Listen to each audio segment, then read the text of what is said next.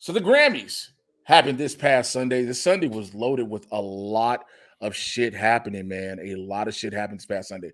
But this one is one I must bring up indeed. Hold on, I got a call. So take this real quick. Take the story. Okay, I will take the story, but I think everybody with your whole announcement is like, yo, hold up, time out, time out. Like he took the headphones off, so we gonna have some real talk for a second. Hold on, I'm gonna solo this shit.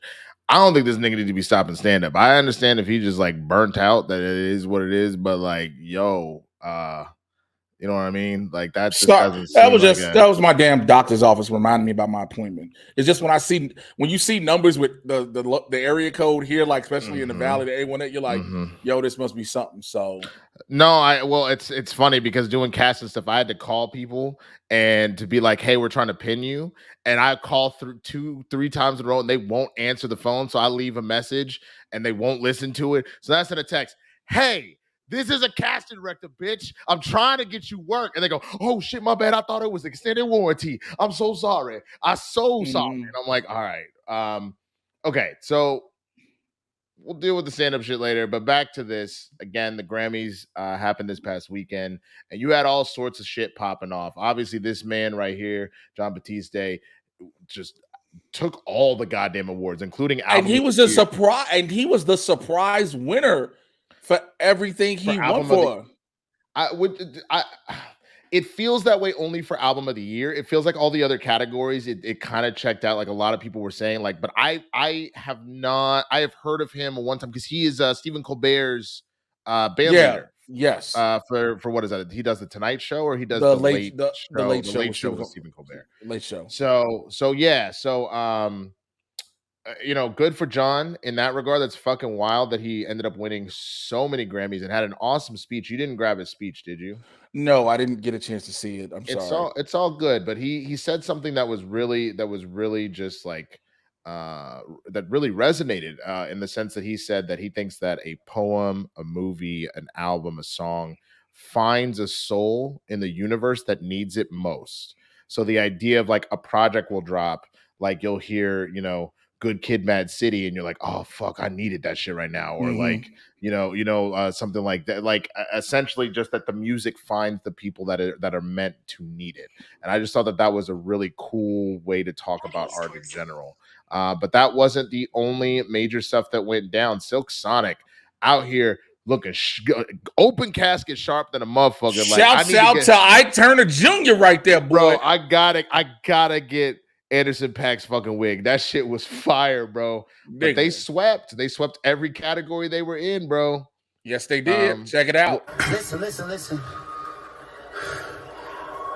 We are really trying our hardest to remain humble at this point. Okay? But in the industry, we call that a clean sweep.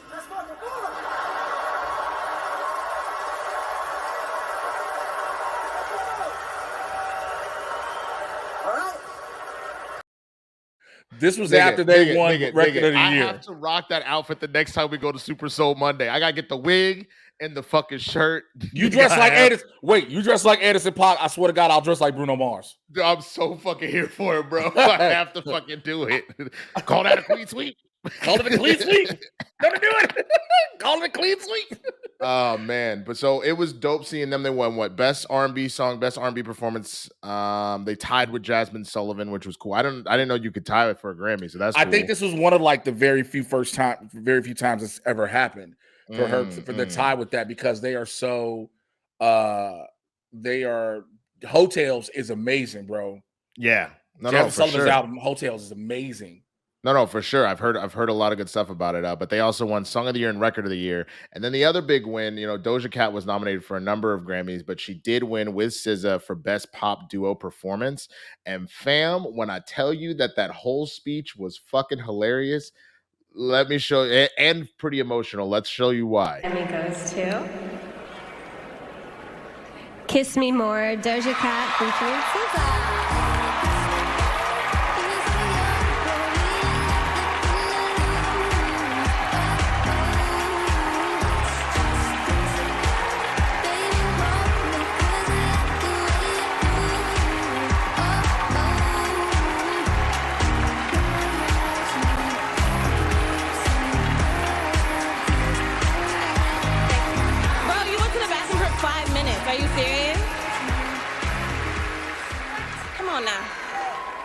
Listen.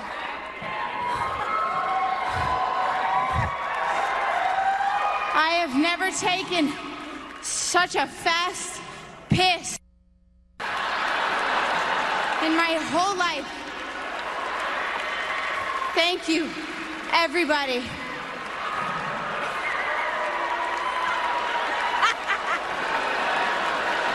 I really appreciate it. Thank you. Hey, sometimes you got to go to the bathroom, go piss, and then right. She thought she had time. She was like, she thought she had time, and then she goes. The next thing you know, they call it a win. I think SZA has a fucked up knee or something. She had to have surgery. So that's she does. So that was wild. So SZA's out here in this big ass, flowy ass dress with crutches going up to the stage, but it technically bought Doja some time to be like, Doja Cat and SZA. Oh, nigga. You see, she had to fix her dress because it was all her business was out there. It was like, hey, we see that monkey. Like, yeah, but this is so. Did you cut? Is this more of the speech? Or is this something different? This is the back end of Doja being very emotional, right, about it because she's been nominated before. Many people thought it would always elude her, and so check this out. Damn.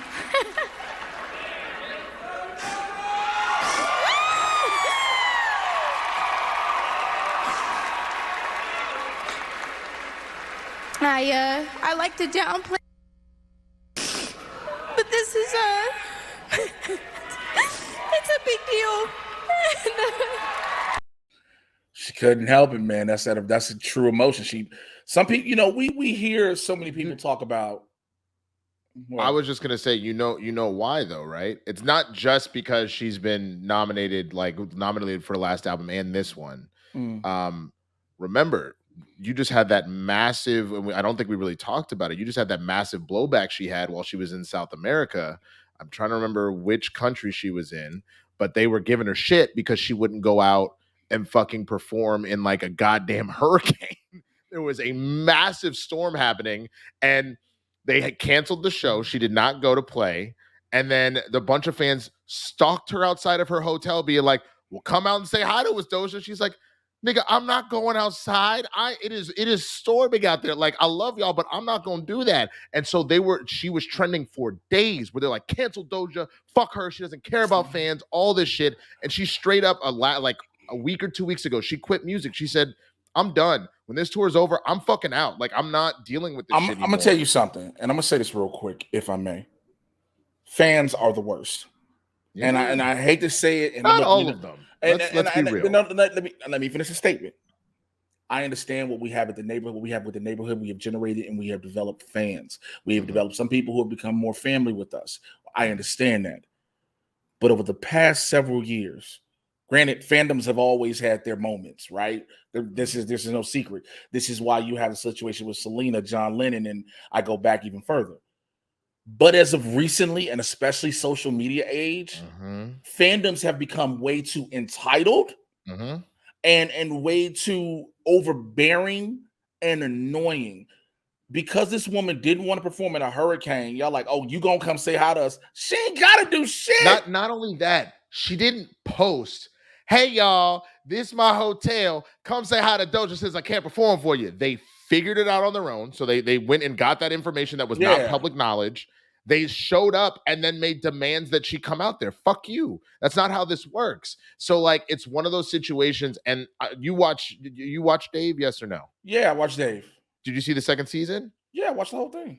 Okay, so you remember the episode where Dave is dating Doja temporarily and whatnot, and he kind of fucks it up? And he fucks it up. Yeah, he fucks it up heavily. I kind of like Doja was gonna get this man all the business too, and Dave was like, "So you're not texting me back, nigga? I'm busy."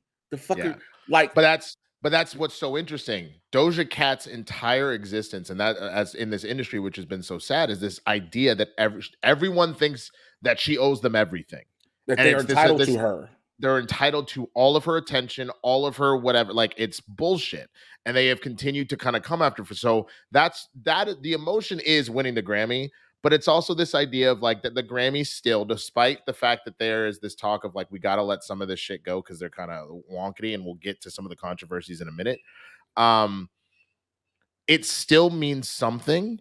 And that at least was some sort of approval of what's going on when you consider how she's been treated continuously they are constantly coming after her, Yeah, it's actually absolutely sad. But again, very happy for her to finally have that. Now again, will this change her feelings about staying in music? Who knows? Again, we all have these moments. We have these moments and everybody's upset. Like I saw some people telling me in the comments, yo, it's okay, take care of yourself. We believe in you. And listen, let me tell you something. This is the most 100% real nigga shit ever. I appreciate y'all believing in me, but y'all believing in me ain't helping me move my career right now, unfortunately. And I say that, and I'm not trying to say it in a respectful way, because I need the gatekeepers to believe in me. I need the people who push the buttons, sign the checks, the papers, and shit like that. I'm appreciative for everybody who comes to see a show. You get what I'm saying? I'm appreciative to everybody who laughs at a joke. But I be goddamn if I'm doing this shit for 30 years, sitting in bars all night, talking about some, I could have been on the Late Show. I'd be damned. Because I feel that's more sad than anything else. It's a split, bro. It is 1,000% a split, where you need both, because a lot of those gatekeepers will open the gates and that's the shitty part that again, I think social media has warped this idea that influencers are naturally going to bring that audience with them, have something that means that they can apply to your product and it'll work. It does sometimes, but like, again, you could have somebody who is really good at taking ass pictures on Instagram, but the minute you actually give them a script, they're trash. You know what I'm saying? You could have somebody that could do, that could be great doing like TikTok sketches, but the minute you ask them to read a teleprompter as a host, they're trash. Like, you have to understand that a lot of these skill sets do not naturally just transfer. And just because you're bringing an audience of, say, 100K from your social media platform does not mean those 100K are going to go watch them on this other platform, and does not mean that they are qualified to do that said job. So it's, I hope that at the end of the day, that the cream of the crop will rise to the top and that a lot of this stuff will correct itself. But we do live in kind of a weird sort of age. And it's not about to do that, unfortunately. The way because of social media being the driving force behind everything, the course correction that a lot of people have hoped for or continually hope for doesn't seem to be in any way, shape, form, or fashion happening. But let's move on to the next part now. Well, hold on real quick. We want to know what you think so far about the winners. Is there anybody you were hoping would win that didn't win? Or what did you think about these mainstays, what John Batiste, Silk Sonic, Doja Cat, and SZA, a bunch of the winners? Let us know in the comments below, y'all, what the deal is. But yeah, let's get. Thank you for watching Blerds in the Hood. If you haven't already, please like this video, subscribe, turn on notifications, and share. For full episodes, join us every Tuesday and Thursday at 9 p.m. Eastern, 6 p.m. Pacific over at twitch.tv/Blerds, the letter NTHEHOOD.